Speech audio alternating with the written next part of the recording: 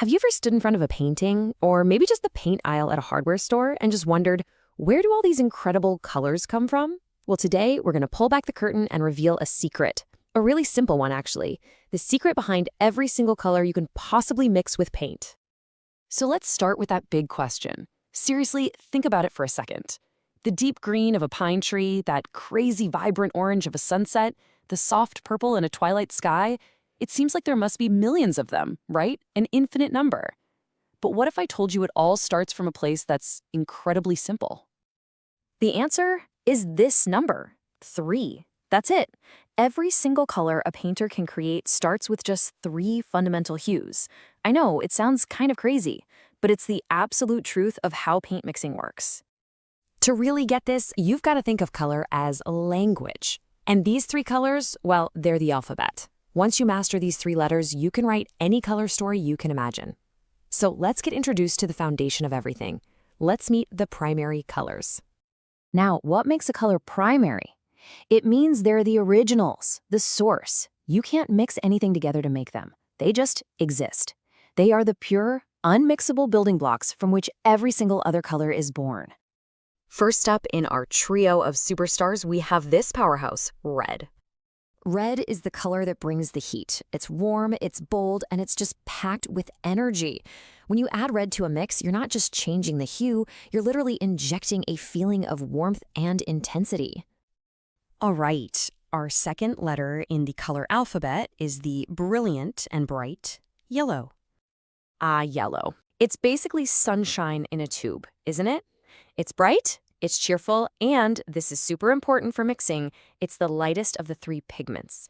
That gives it this incredible power to lift and brighten any color you combine it with.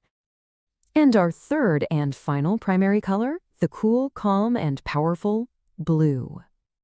Blue is kind of the anchor of the group. It brings a sense of coolness and calm, but don't let that chill vibe fool you. As the darkest pigment of the 3, it is incredibly strong. It will absolutely overpower yellow or red in a heartbeat. So here's your first pro tip. A little bit of blue goes a very, very long way. Okay, so we have our alphabet, red, yellow, and blue. Now it's time to stop thinking of them as just letters and start forming our first words. Let's dive into the magic of creating the secondary colors. This right here is where the world of color just cracks wide open. It's so simple and so beautiful. You mix 2 primaries and a brand new color just appears. Red plus yellow gives us that vibrant, zesty orange. Yellow plus blue creates a lush, beautiful green. And then blue plus red makes that rich, royal purple. It's like magic. So why are these 3 new colors such a big deal? Well, they're the bridge. They're what start to give your palette contrast and balance. They're the essential first step away from the basics and into creating more complex, more interesting color combinations. So if primaries are the alphabet and secondaries are our first words, then our next step is to start writing sentences. It's time to add some nuance and discover the subtle beauty of the tertiary colors. So what exactly are they? A tertiary color is what you get when you mix a primary color with one of its neighbors, a secondary color. And this is where we find those incredibly rich, sophisticated, and, natural hues, the colors you actually see in the world around you every single day. And I love this because it connects the theory to the real world. You mix red and orange, you get that fiery red-orange of a sunset. A little more yellow into orange, you get the golden yellow-orange of a flower. Look at that yellow-green. That's the color of new spring leaves. Blue-green is tropical ocean water. Blue-violet, an evening sky. And red-violet, fresh raspberries.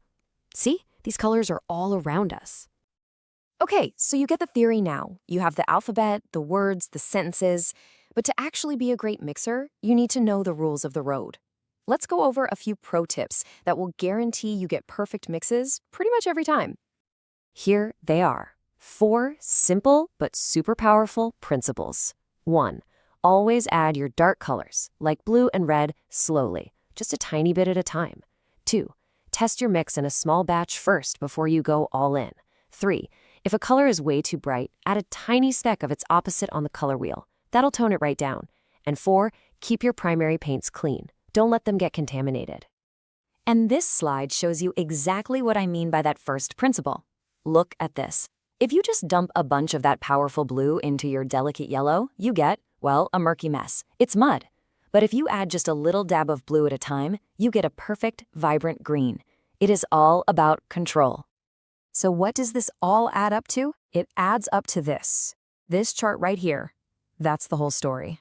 This is the entire universe of color that you can create from just those 3 primary paints. From red, yellow, and blue, you get orange, green, and purple. And from those combinations, you get this whole family of 12 beautiful, foundational colors. It's that elegant, and it's that simple. And that really brings us to the end. We've given you the letters, the words, and the basic grammar of color. You now have the complete alphabet right at your fingertips. So the only question left is, now that you know the alphabet, what stories are you going to tell?